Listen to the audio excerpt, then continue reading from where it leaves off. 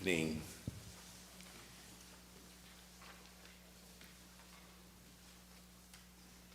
On Good Friday, we gather to recall and remember the story of Jesus' betrayal, arrest, trial, crucifixion, and death. The Good Friday of Holy Week offers us the opportunity to confront humanity's brokenness, empire's destructive inhumanity, and God's perceived abandonment in Jesus' death. And through sacred liturgies, we explore Jesus' heart and mind as he endures the iniquity and persecution of crucifixion, and meditate on his words as he dies. But even as we descend into the depths of iniquity and persecution, we do not and cannot ascribe to outdated, punitive claims that human depravity requires divine death, that Jesus was born only to die, and that God's wrath at the fallen world could only be satiated with the blood of the sinless one. That is a cruel, dehumanizing theology, at odds with the character of God in the biblical witness and our experience of the loving God who revealed God's self in grace, justice, and abundance for God's good creation. No, tonight, this is our act of witness. This is our opportunity to choose to stand in solidarity with Jesus at his time of trial, because he did not deserve the persecution he endured. And we must stand against all forms of persecution, stand against empires that wield death with reckless abandon against those who serve faithfully the cause of justice and liberation for all God's children. And so tonight we observe the Good Friday holiday or day with the 7 last words of Jesus in song, choosing tonight to visit with the portable theology and the rich church tradition found in hymns and songs. Music is universal language, a bridge for differing experiences, different perspectives, different theologies and understandings, certainly of this, the darkest demonstration of persecution in our tradition. But in these songs, we assume the role of witnesses on Jesus' behalf, not observers, but witnesses, in hopes that our testimony will prompt awareness and transformation and action. We refuse to join the crowds with their mouths dripping with fear, vengeance, and collaboration in their shouts of "Crucify him." We take time to reflect on both humanity's failings and our efforts to bring to bear the best of the human spirit to the work of justice and neighborliness. We do not wait passively for God to act. We join God in God's suffering at what has transpired in the good creation and participate in God's will to do justice.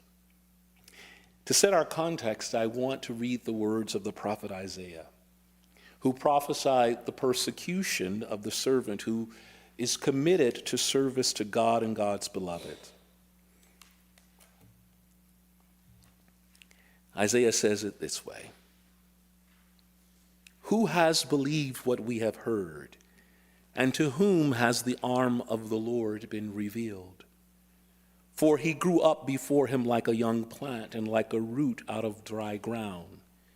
He had no form or majesty that we should look at him, nothing in his appearance that we should desire him.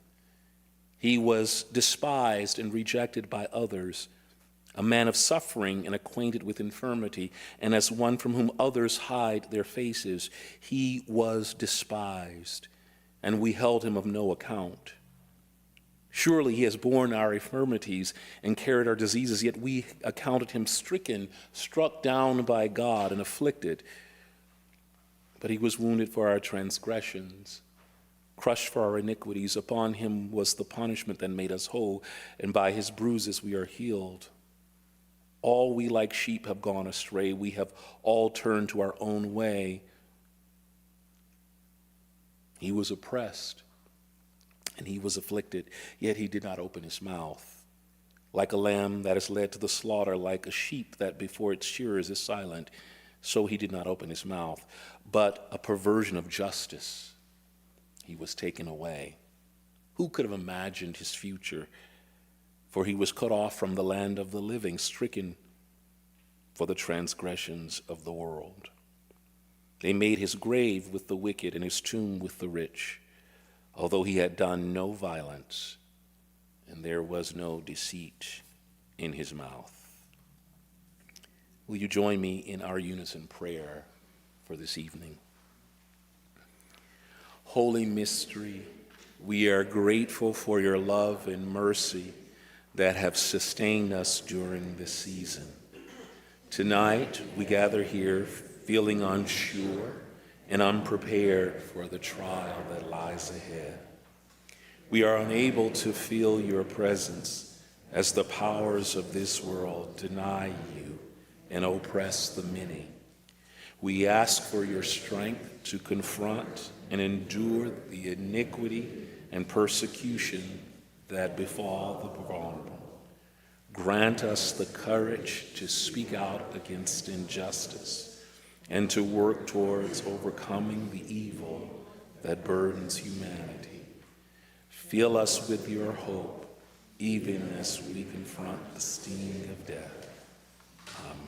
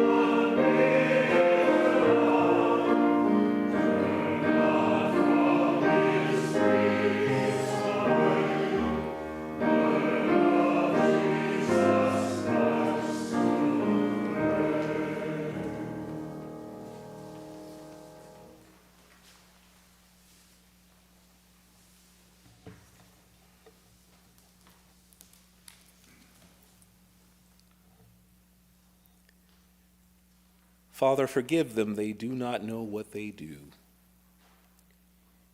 Even as people turn to violence as an ultimate expression of their fear, anger, and enmity toward Jesus, Jesus remains faithful to the teachings he shared with his disciples and followers. Love your enemies. Do good to those who hate you. Bless those who curse you. Pray for those who mistreat you. Love your enemies. Do good. We live in an age now when many in the church have forgotten or deliberately ignore this teaching. There has arisen a strain of Christian nationalism that advocates for violence in service to a caricatured version of Jesus, who looks and sounds in their portrait like one of our modern-day action films, and an imperial theocratic control to impose peace, faith, and domination. And yet, Jesus prays from the depths of despair, forgive. Rather than assert or assume a power that is possible and in our eyes warranted, Jesus does not insist on retaliation. Forgive them. The teaching to love your enemies moves from the hypothetical to the concrete display of faithfulness, to the imperative to love. And yet, it is also a reminder how the human condition is saturated in fear, anger, and enmity, that our desire to love is sometimes overwhelmed by our will to power, and how we fail over and over to love. And so we hear in Jesus' prayer, Father, forgive them. It is a prayer for us. A cultural Christianity has shaped us with morality tales of good versus evil, in which we identify with those who always do good. Yet Jesus does not pray just for those who condemned, flogged, or murdered him, but he also prays for the disciples who abandoned him, the faithful who rejected him, the ignorant who wanted nothing to do with him, and even us today who have become adjusted to war, violence, poverty, and domination. All of those modern-day persecutions that cry out for justice. Jesus prays for us. Can you hear him praying for us? When we fail, when we fall short in our call to love, when we cannot see the divine image in our neighbor, when our neighbor cannot see us, we remain on Jesus' mind, in Jesus' prayer, and in God's gracious, merciful arms. In the valley of the shadow of death, Jesus prays for us. And so I pray, forgive us, Holy One, for we know not what we do.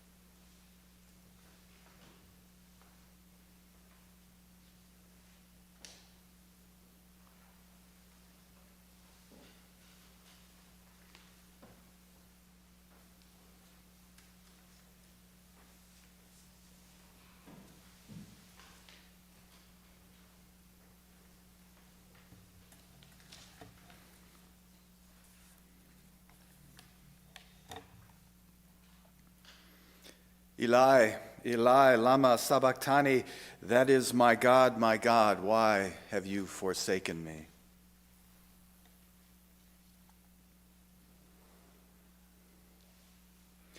Every time she woke up, the pain just got worse. Professor and author Barbara Brown Taylor shares the story of an accidental poke in the eye while gardening that progressed in pain from irritating to urgent to unbearable. Through the night, as the hours progressed, the pain drove her into agonized prayers to God.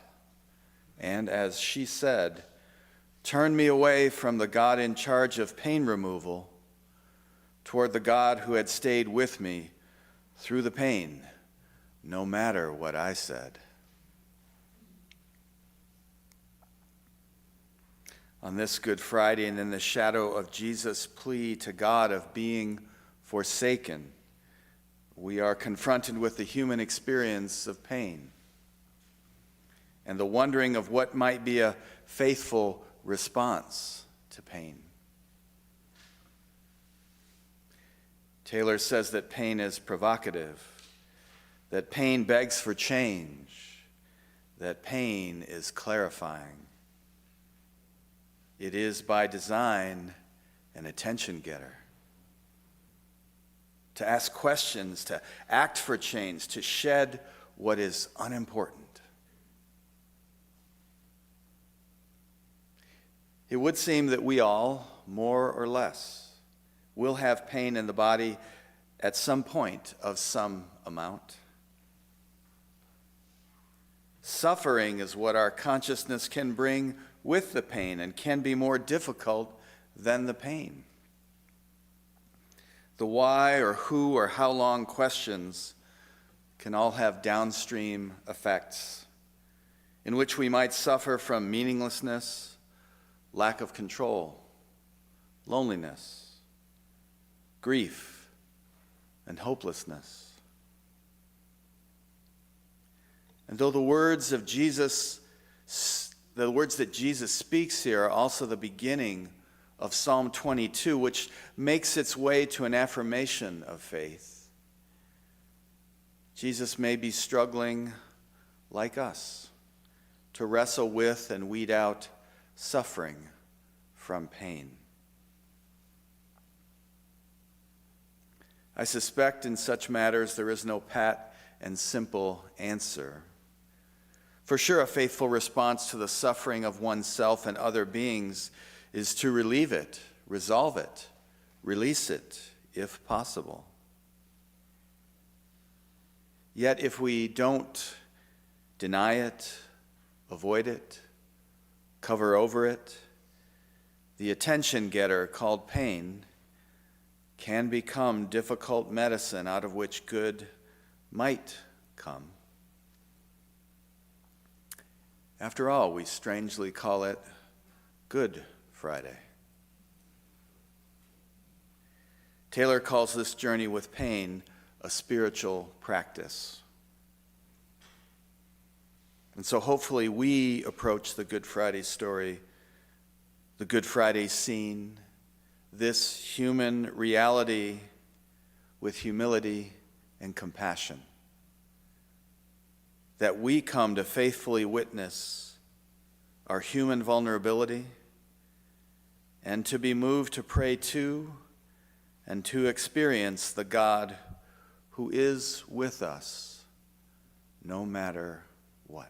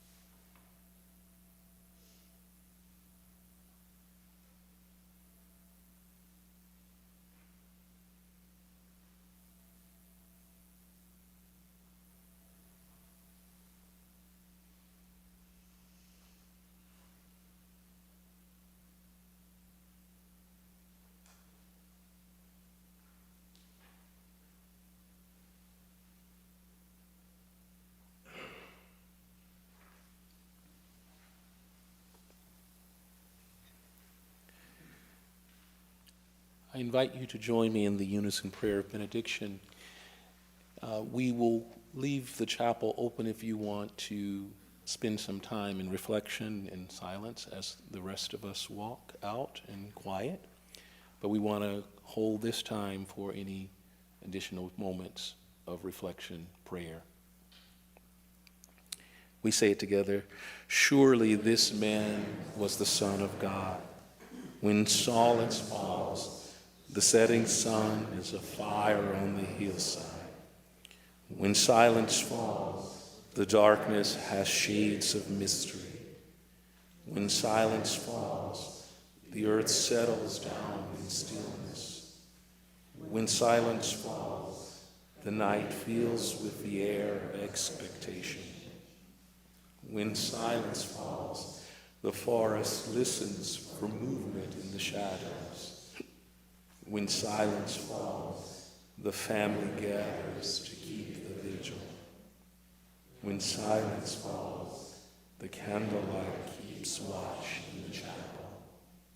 When silence falls, the parade begins in the clouds. When silence falls, the traffic stops in the city center. When silence falls, the words of forgiveness are repeated. When silence falls, the amnesty is read for